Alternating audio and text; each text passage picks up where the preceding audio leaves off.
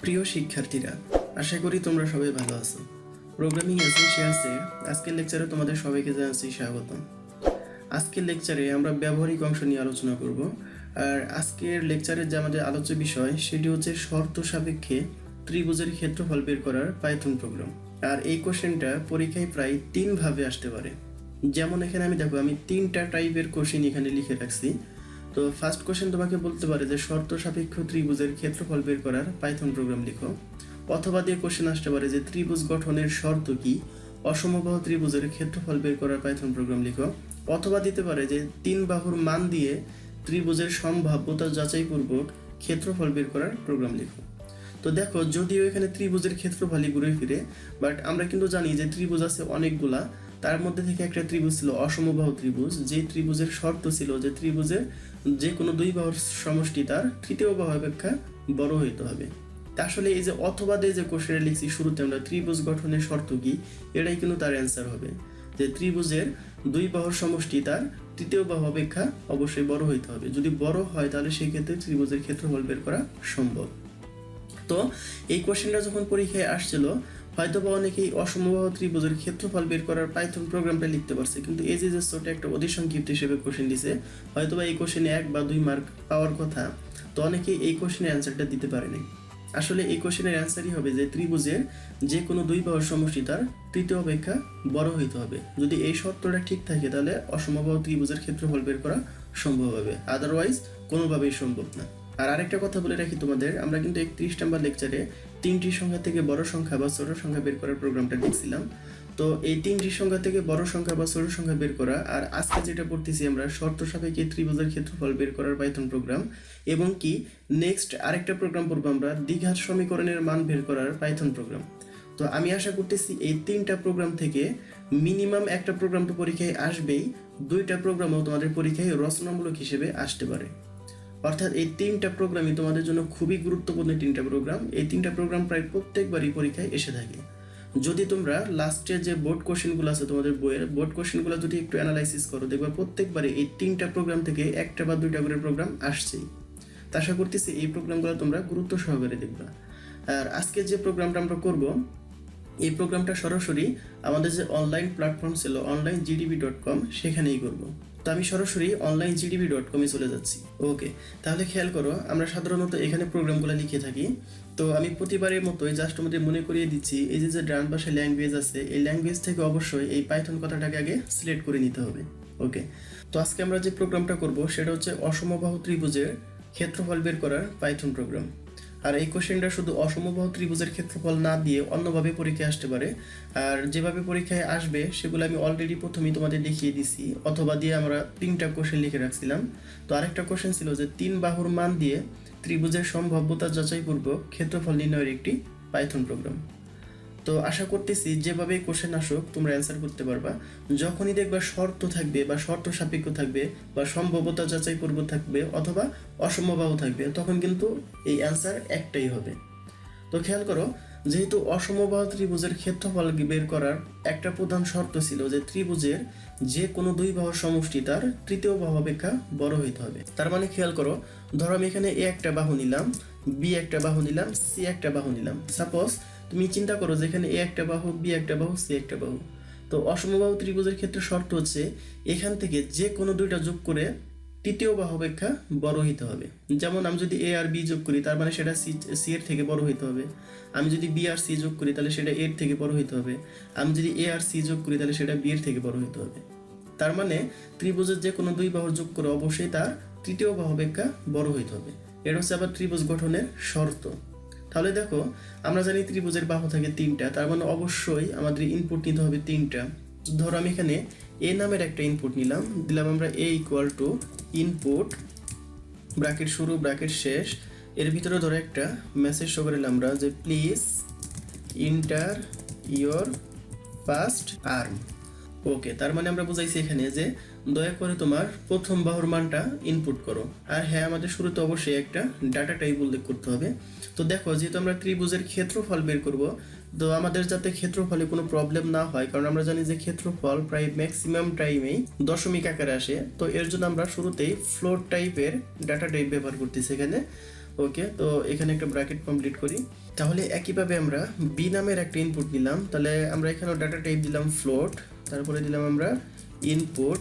আর আমি আশা করতেছি এই ফ্লোট টাইপের ডাটা টাইপ কেন ব্যবহার করতেছি সেটা তোমরা অলরেডি জানো, কারণ আমরা যখন শুরুর দিকে লেকচারগুলো পড়ছিলাম সেখানে ডাটা টাইপের একটা অধ্যায় ছিল, অধ্যায় 3, সেখানে এগুলো পড়ছিলাম আমরা। কারণ এই ফ্লোট টাইপের যে ডাটা টাইপ তার মেইন কাজ হচ্ছে দশমিক সংখ্যা নিয়ে কাজ করা। তো তারপরে দেখো আমরা সি নামের একটা ভেরিয়েবল নিলাম, একইভাবে আমরা ডাটা টাইপ দিলাম ফ্লোট, এটাকে আমরা করব ইনপুট, ব্র্যাকেটের ভিতরে একটা মেসেজ শো করাইলাম, please enter your third arm. Okay, তার মানে আমরা 3টা বাহুর ইনপুট নিলাম এখানে। তো এখন দেখো আমাদের কিন্তু মেইন কাজ হচ্ছে এখন শর্ত দিতে হবে। কি শর্ত দিতে হবে? এই যে আমরা 3টা বাহুকে নিলাম, এখন দেখবো যে এই 3 বাহুর যে কোনো 2 বাহু যোগ করে তার তৃতীয় বাহু অপেক্ষা বড় হয় কিনা। ওকে, তাহলে আমরা জানি যে শর্ত দেওয়ার জন্য আমাদের অবশ্যই কি কন্ডিশন ইউজ করতে হবে, ইফ কন্ডিশন। ওকে, দিলাম। তো আমি এখানে কি করবো, এখন শর্ত দিব, যেমন এ বাহু আর বি বাহু যোগ করে দেখবো সি বাহুর চেয়ে বড় কিনা। একইভাবে আবার আমরা যোগ করবো কাকে, বি বাহু আর সি বাহু, এই 2 বাহুকে যোগ করে দেখব এ বাহুর চেয়ে বড় কিনা। একইভাবে আমরা দেখব সি বাহু আর এ বাহু এই 2টা যোগ করে বি বাহুর চেয়ে বড় কিনা।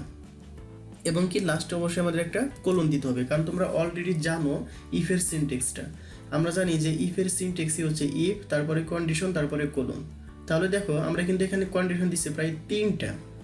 ফার্স্ট কন্ডিশন দিছি এ বাহু আর বি বাহু এই 2টা যোগ করে সি বাহুর চেয়ে বড় হইতে হবে, এবং বি বাহু আর সি বাহু এই 2টা যোগ করে এ বাহুর চেয়ে বড় হইতে হবে, এবং সি বাহু আর এ বাহু এই 2টা যোগ করে অবশ্যই বি বাহুর চেয়ে বড় হইতে হবে। অর্থাৎ এই 3টা কন্ডিশন যদি সত্য হয় তাহলে সেক্ষেত্রে আমরা কি বের করতে পারবো, অর্ধ পরিসীমা বের করতে পারবো। আর এই প্রত্যেকটা স্টেপের কাজই তোমরা কিন্তু অলরেডি অ্যালগোরিদম এবং ফ্লোচার্টে করেছো। তো আশা করতেছি যদি তোমরা অ্যালগোরিদম আর ফ্লোচার্টটা ভালোভাবে বুঝতে পারো তাহলে সেক্ষেত্রে প্রোগ্রামে এখন বুঝতে কোনো সমস্যা হবে না। ওকে, তাহলে দেখো আমরা অর্ধ পরিসীমার সূত্র জানি, এ যোগ বি যোগ সি, মানে ত্রিভুজের 3 বাহু যোগ করে সেটাকে আমরা ভাগ দিব 2 দিয়ে। ওকে, তারপরে খেয়াল করো, যেহেতু আমরা অর্ধ পরিসীমা পাইলাম তাহলে কিন্তু আমরা এখন ক্ষেত্রফল বের করার সূত্রটা ফেলতে পারি। তাহলে এরিয়া ইকুয়াল টু আমরা জানি root over S into S minus A S minus B S minus C, কিন্তু আমরা কিন্তু প্রোগ্রামে রুট কথাটা উল্লেখ করতে পারবো না, বা রুট কথা চিহ্নটা আমরা দিতে পারবো না। তো আমরা রুটের জন্য এখন কি করব, একটু খেয়াল করো, আমরা কিন্তু অধ্যায় 2-এ পড়ছিলাম যে পাইথন প্রোগ্রাম স্ট্রাকচার ব্যাখ্যা করো। সেখানে কিন্তু আমাদের ফার্স্টে যে পয়েন্টটা ছিল সেটা ছিল ইম্পোর্ট স্টেটমেন্ট। আর আশা করি ইম্পোর্ট স্টেটমেন্টের কাজটা তোমাদের মনে আছে। তো আমরা এখানে এই ইম্পোর্ট স্টেটমেন্টের সাহায্যে একটা ফাংশনকে কল করব, সেটা হচ্ছে ম্যাথ ডট এসকিউআরটি। কারণ আমরা জানি যে রুটের জন্য ম্যাথ ডট এসকিউআরটি লিখতে হয়, এবং কি এ সম্পর্কে আমি তোমাদের সেই অধ্যায় 2-এই বেসিকটা দেওয়ার চেষ্টা করছিলাম। তো খেয়াল করো, আমি এখানে লিখব ম্যাথ ডট এসকিউআরটি মানে রুট ওভার। এই ম্যাথ ডট এসকিউআরটি মানে হচ্ছে রুট ওভার। তাহলে okay, root over S into S minus A into S minus B into S minus C, এটা ছিল আমাদের সূত্র। তাহলে খেয়াল করো, ম্যাথ ডট এস কিউআরটি মানে রুট ওভার, তারপরে S into S minus A into S minus B into S minus C.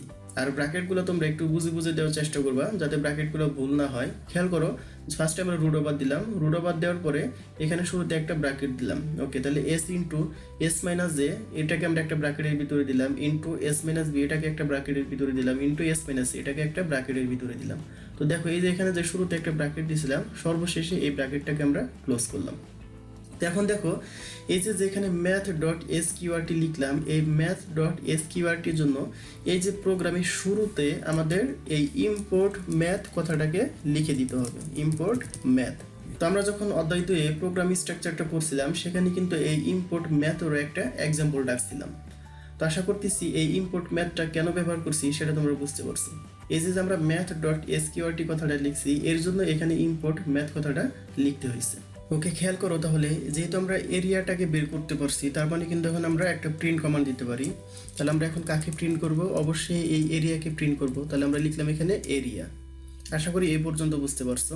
তো এখন খেয়াল করো, এই যে আমরা একটা কন্ডিশন দিছি, যদি এই কন্ডিশনটা সত্য হয় তাহলে সেই ক্ষেত্রে আমরা এই অর্ধপরিসীমাটাকে বের করতে পারবো এবং এই এরিয়াটাকে বের করতে পারবো। আর যদি কোনো কারণে সত্য না হয় তাহলে সেই ক্ষেত্রে আমরা কি করব? তো আমাদের অবশ্যই সেই ক্ষেত্রে আরেকটা অ্যান্সার দেখাইতে হবে। তো সেক্ষেত্রে আমরা কাকে অ্যান্সারে দেখাবো? অবশ্যই এলস। অন্যথায় তাহলে আমরা কাকে প্রিন্ট করব? তো আমরা ধরো এখানে একটা প্রিন্ট কমান্ড দিলাম, দিয়ে ভিতরে একটা মেসেজ শো করাইলাম। একটু খেয়াল করো, আমরা যখন অসমবাহু ত্রিভুজের ক্ষেত্রফলে ফ্লো চার্ট পড়ছিলাম বা অ্যালগোরিদম পড়ছিলাম, তখন কিন্তু লাস্টে অন্যথায় লিখছিলাম যে ট্রায়াঙ্গেল ইজ নট পসিবল, এরকম একটা মেসেজ শো করবে। তো ধরো এখানে আমরা লিখে দিলাম ট্রায়াঙ্গেল ইজ নট পসিবল। তার মানে যদি এই তিনটা কন্ডিশনের একটা কন্ডিশনও যদি মিথ্যা হয় তাহলে সেই ক্ষেত্রে এই ট্রায়াঙ্গেল ইজ নট পসিবল, ঠিক এই মেসেজটা শো করবে। ওকে, তাহলে আমরা এখন এই প্রোগ্রামটা একটু রান করে দেখি যে আসলে আমাদের অ্যান্সারটা কীরকম আসে। তো রান করার জন্য তোমরা জানো যে এখানে রান কমান্ড আছে, এখানে জাস্ট ক্লিক করলেই হবে। আর এটাকে রান করার পরে আমরা এই প্রোগ্রামটা আবার শুরু থেকে শেষ পর্যন্ত একটু এক্সপ্লেন করার চেষ্টা করব। তো একটু খেয়াল করো, এখানে ফার্স্ট একটা মেসেজ শো করেছি যে please enter your first arm. ধরো আমরা ফার্স্ট আর্মের একটা মান দিলাম 20। ওকে, ইন্টার প্রেস করি। Please enter your second arm. ধরো সেকেন্ড আর্মের মান দিলাম আমরা 30। আবার ইন্টার প্রেস করলাম, দেখো please enter your third arm, মানে আমার এই ত্রিভুজের তৃতীয় বাহুর মানটা দিতে বলতেছে। ধরো আমি তৃতীয় বাহুর মান দিলাম 20। একটু খেয়াল করো, আমরা কিন্তু এখানে বুঝতেছি যে একটা অ্যান্সার আসবে, কারণ হচ্ছে আমাদের কিন্তু কন্ডিশন তিনটাই মিলে গেছে। যেমন দেখো 20 আর 30 যোগ করলে কিন্তু এই বাহুর চেয়ে বড় হইতেছে। আবার দেখো এই 30 আর 20 যোগ করলে কিন্তু এই বাহুর চেয়ে বড় হইতেছে। একইভাবে এই 20 আর 20 যোগ করলে কিন্তু এই তৃতীয় বাহুর চেয়ে বড় হইতেছে। তার মানে কিন্তু এই কন্ডিশনটা আমাদের সত্য, আর যেহেতু সত্য তার মানে অবশ্যই একটা অ্যান্সার আসবে। তো দেখো আমাদের অ্যান্সার আসছে কি এখানে 1697.05। তো দেখো আমি যদি এই 1697.05 আগে একটা মেসেজ শো করাই যে ইওর এরিয়া ইজ, তাহলে দেখতে সুন্দর লাগবে। আর আশা করতেছি তোমরা অলরেডি জানো যে এই মেসেজটা আমরা কোথায় শো করাবো বা কোথায় লিখলে এখানে আসবে। তো দেখো যেহেতু আমরা আউটপুটের আগে শো করাবো, এই যেটা হচ্ছে আমাদের আউটপুট কমান্ড, তো এই এরিয়ার আগে জাস্ট একটা স্ট্রিং শো করাবো আমরা। এখানে লিখে দিলাম ইওর এরিয়া ইজ, এবং কি এরিয়ার আগে একটা কমা দিব।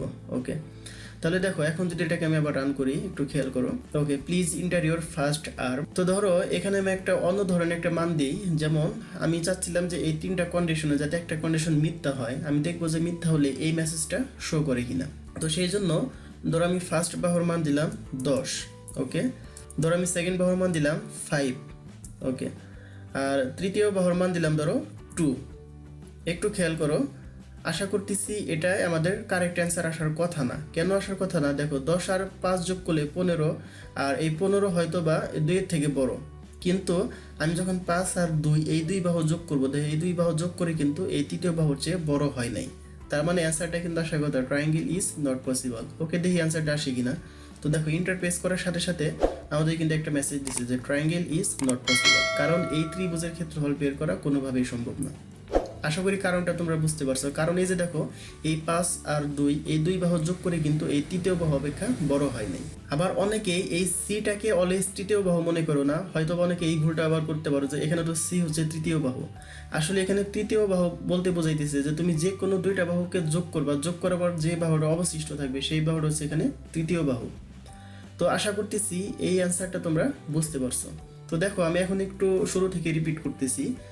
আগে আমরা শুরুতে এই ভেরিয়েবলগুলো চিন্তা করি, যেহেতু আমাদের ত্রিভুজের 3টা বাহু আছে, তো 3টা বাহুকে আমি ইনপুট নিলাম। আশা করি এই ইনপুটগুলো তোমরা নেওয়া জানো, নিতে পারবা। তো তারপরে দেখো আমাদের কিন্তু ত্রিভুজ গঠনের শর্তই ছিল যে এই ত্রিভুজের 3 বাহুর যে কোনো 2 বাহু যোগ করে অবশ্যই তার তৃতীয় বাহু অপেক্ষা বড় হইতে হবে। তো এর জন্য আমি এখানে একটা কন্ডিশন দিচ্ছি, ইফ কন্ডিশন লিখছি a plus B is greater than C and B plus C is greater than A and C plus A is greater than B. অর্থাৎ এখানে এই 3টা বাহুকে আমরা কন্ডিশন দিছি যে কোনো 2 বাহু যোগ করে তার তৃতীয় বাহু অপেক্ষা বড় কিনা। যদি বড় হয় তাহলে সেক্ষেত্রে দেখো এস দিয়ে একটা অর্ধ পরিসীমা বের করছি। আর আমি আশা করতেছি অর্ধ পরিসীমা বের করার সূত্রটা তোমরা জানো, S equal to A plus B plus C ভাগ 2, মানে ত্রিভুজের 3 বাহু যোগ করে সেটাকে 2 দিয়ে ভাগ দিলে অর্ধ পরিসীমা চলে আসে।